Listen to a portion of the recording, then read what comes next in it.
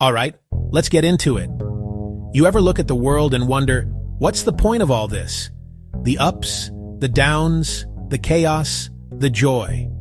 Well, in Islam, there's a really straightforward, almost elegant answer to that question. The core idea, this life, this entire experience on Earth, is a test. It's not random. It's a purposeful journey designed by God. Think of it like the most important open-book exam you'll ever take. Your actions, your intentions, your thoughts are the answers you write every moment. This isn't a side note. It's foundational to a Muslim's worldview, not a New Age idea. It's in the faith's primary sources. The Quran mentions this concept repeatedly.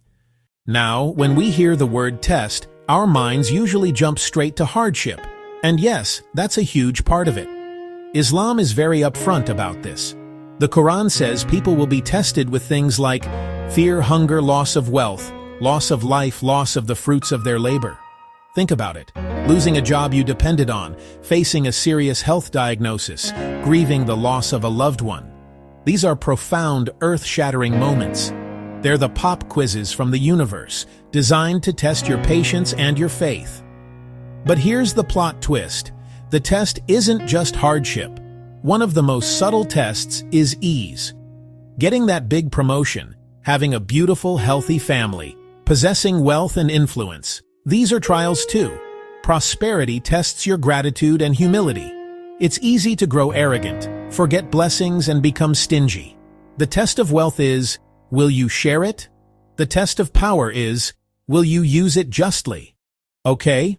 So if life is a test set by God, does that mean we're just puppets on a string with our fate already sealed? This is a huge question, and the Islamic answer is a firm no. A central pillar is the gift of free will. The test would be meaningless if you didn't have the ability to choose. You are the one holding the pen.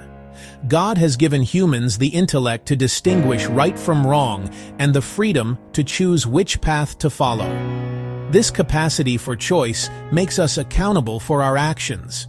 Free will separates us from other creations, like angels, who obey without question. Our test is a genuine struggle between our higher conscience and our lower desires. Every day you're presented with forks in the road. Should you tell the truth, even if it gets you in trouble? Should you help someone, even if it's inconvenient? Should you lower your gaze from something you shouldn't be looking at? These are not predetermined actions. They are active choices you make, and each one is recorded as an answer in your book of deeds. This freedom comes with massive responsibility. Because we can choose, we are held accountable.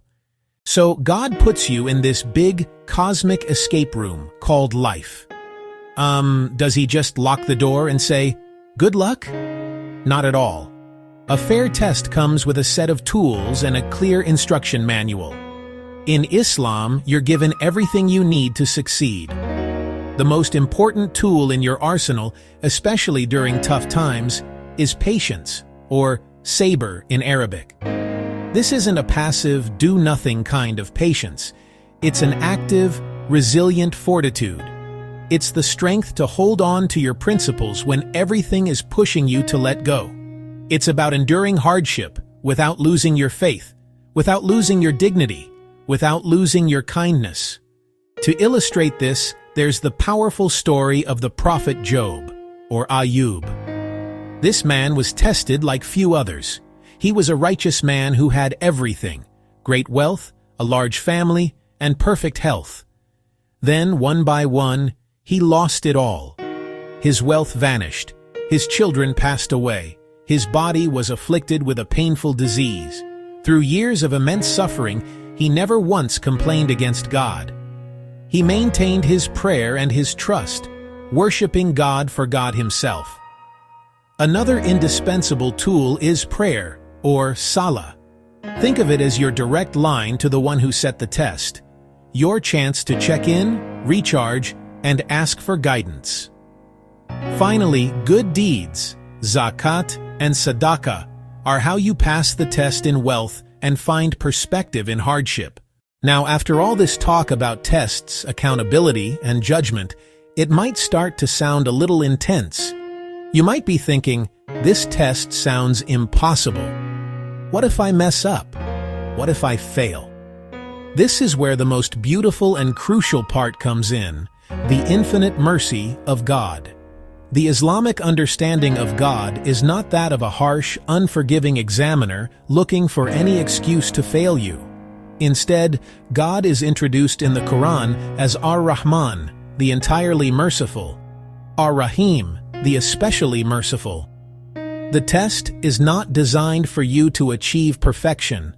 That's impossible for a human being. The test is about your effort, your sincerity, what you do after you stumble. We all make mistakes. We all fall short. The key is what happens next. Do you despair and give up? Or do you turn back to God? Acknowledge your mistake. Ask for forgiveness. The door to repentance, tawbah, is always open. This is a core belief.